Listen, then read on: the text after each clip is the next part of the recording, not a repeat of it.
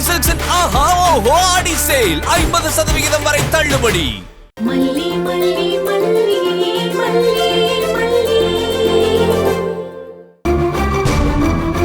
உனக்கு என்ன அறிவே வராதா?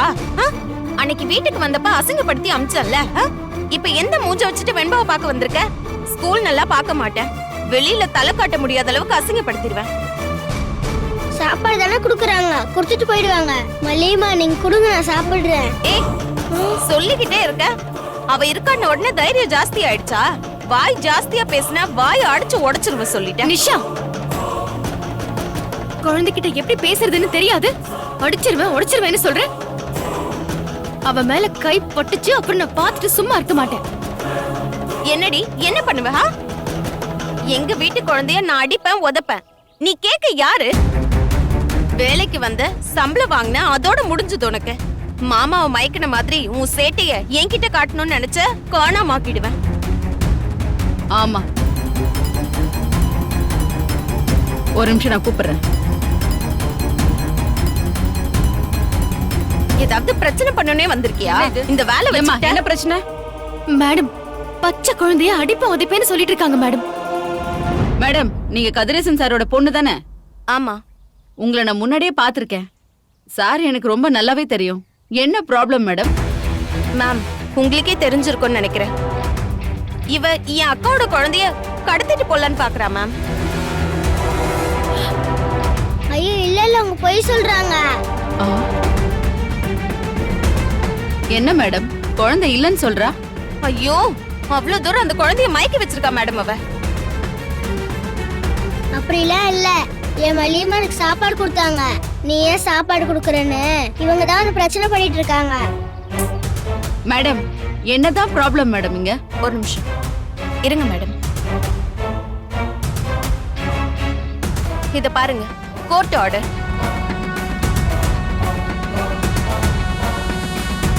எங்க அக்கா பொண்ணு எங்க கூட தான் இருக்கணும்னு கோர்ட்ல கஸ்டடி வாங்கி வச்சிருக்கோம். இவங்களை குழந்தை அம்மான்னு சொல்றா? ஆயமா வேலை பார்க்கறதுக்காக சம்பளம் கொடுத்து வச்சிருந்தாரு எங்க மாமா. எங்க மாமாவையும் குழந்தையும் கைக்குள்ள போட்டுக்கிட்டு சொத்தை வளைச்சு போடலான்னு திட்டம் போட்டு எங்க மாமாவையும் மயக்கி கல்யாணமே பண்ணிக்கிட்டா. குழந்தைய டார்ச்சர் பண்றான்னு கோர்ட்ல ப்ரூவ் பண்ணி கஸ்டடியை நாங்க எடுத்திருக்கோம். இப்ப வந்து ஸ்கூல்ல எங்களுக்கு தெரியாம வந்து பாக்குறா மேம். அது மட்டும் இல்லாம சாப்பாடு குடுக்கறேன்னு அது இதுன்னு கண்டதை ஊட்டுறா. மல்லியம்மா தான் என் அம்மா. ஏமா, நீ சும்மா இருமா. நீ சின்ன புள்ள, உனக்கு ஒண்ணு தெரியாது. என்னம்மா இதெல்லாம் நல்லவா இருக்கு? கண்டதெல்லாம் இல்ல மேடம். குழந்தை ஆசைப்பட்டு கேப்பான்னுதான் அவளுக்காக சமைச்சு எடுத்துட்டு வந்தேன். இங்க பாருமா, அவங்க ஆர்டர் கிளியரா வச்சிருக்காங்க. குழந்தை அவங்க கஸ்டடியில இருக்கிறப்ப அத குடுக்கற இத குடுக்கறன்னு வந்து நின்னா என்ன அர்த்தம்?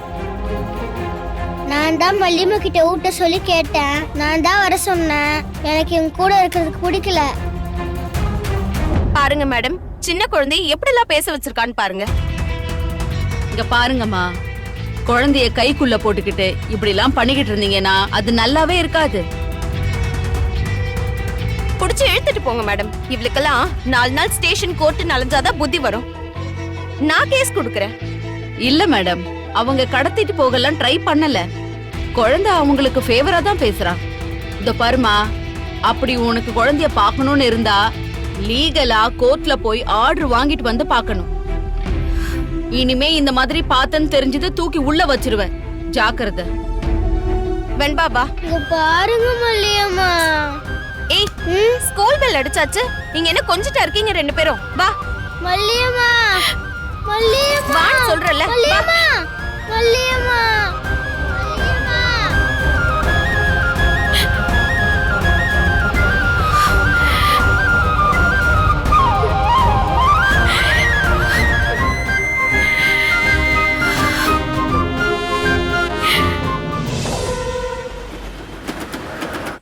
அம்மா, மல்லி எங்க போனாங்க? அவ வெண்பாவை பாத்துட்டு வரேன்னு ஸ்கூலுக்கு போயிருக்காப்பா. இல்லம்மா, கேக்குறேன்னு தப்பா எடுத்துக்காதீங்க. மல்லிய வெண்பா ஸ்கூல்ல அலோவ் பண்ணுவாங்களா? அவ வாசல்ல வச்சே பாத்துட்டு வருவா தம்பி. காலையில அவளை பார்க்க போறோம்னு நைட்டு முழுக்க தூங்காம அரண்டு புரண்டுகிட்டே இருந்தா. காலையில 5 மணிக்கே எழுந்திருச்சு வெண்பா குட்டிக்கு என்னெல்லாம் பிடிக்கும்னு யோசிச்சு சமைச்செல்லாம் எடுத்துட்டு போனா. பரவாயில்ல, ஸ்கூல்ல 2 பேரும் பாக்குறதுக்காச்சும் வாய்ப்பு அமைஞ்சிருக்கு. மல்லி அன்னைக்கு வெண்பாவை பார்க்க கதிரேசன் சார் வீட்டுக்கு போனாங்களாம்.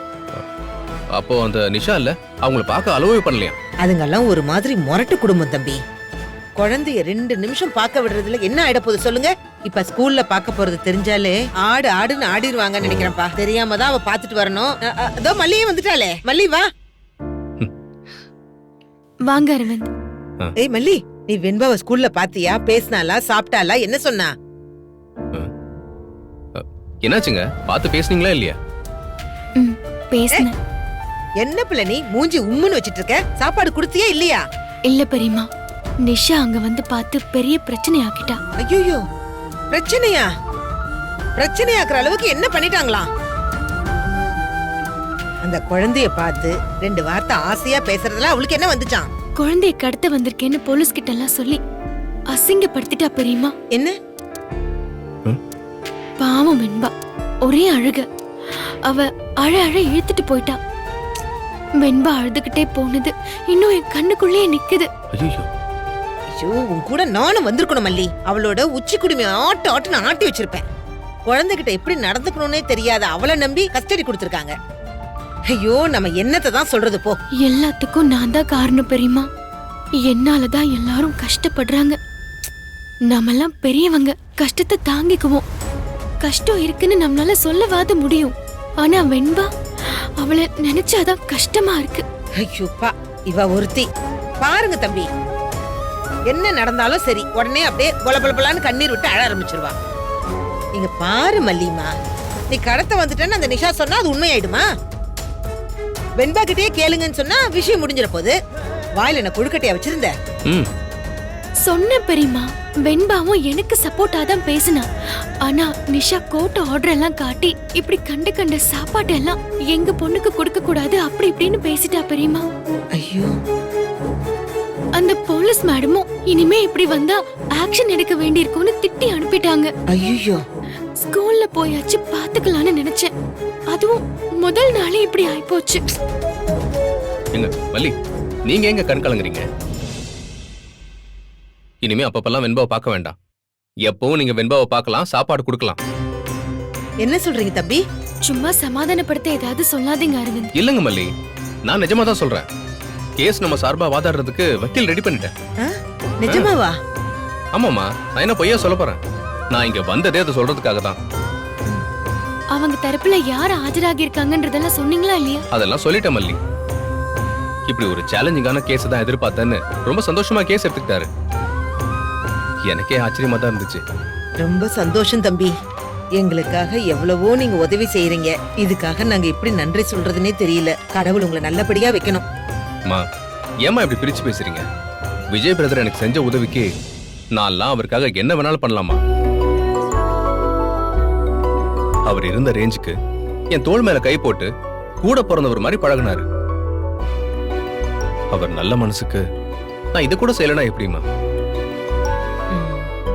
அது மட்டும் இல்ல, குழப்புக்கு வழி இல்லாம நான் அல்லாடிக்கிட்டு இருந்தப்போ எனக்கு வேலை கொடுத்து குடும்பத்துல ஒருத்தனா நடத்தினா இருப்பாருங்க. அதெல்லாம் நான் என் லைஃப்ல மறக்க மாட்டேன். 3வது மனுஷன். உங்களுக்கே அவர் மேல இவ்ளோ நல்ல அபிப்பிராயம் இருக்கு. கூட பிறந்தவர் ராஜி கூடவே இருந்துகிட்டு எவ்வளவு வன்மத்தோட இருந்திருக்கா பாத்தீங்களா? விடுங்க மல்லி, சில விஷயங்களை நம்ம அனுபவிக்கணும்னு இருக்கிறப்போ அனுபவிச்சுதானே ஆகணும். சரி, இதுக்கெல்லாம் சீக்கிரமே வீடியோ காலம் வரப்போகுது.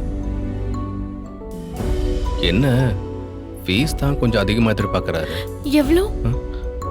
அது ஐயா, இது பாரு, எவ்வளவு இருந்தாலும் பரவாயில்ல.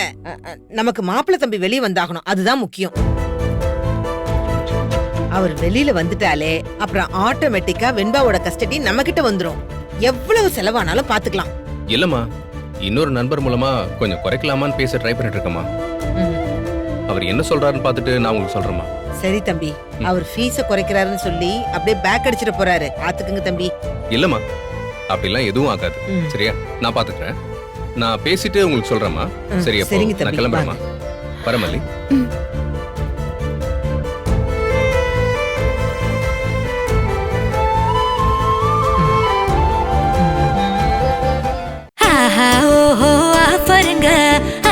சேலு வந்தாச்சுங்க சென்னை சில்க்ஸ் ஆடி சேலு தள்ளுபடி ஒன்னா சேர்ந்து ஷாப்பிங் பண்ண are you ready Chennai silks ஆடி சேலு தள்ளுபடி ஒன்னா சேர்ந்து ஷாப்பிங் பண்ண are you ready The Chennai Silks in ஆஹா ஓஹோ ஆடி சேல் 50% வரை தள்ளுபடி.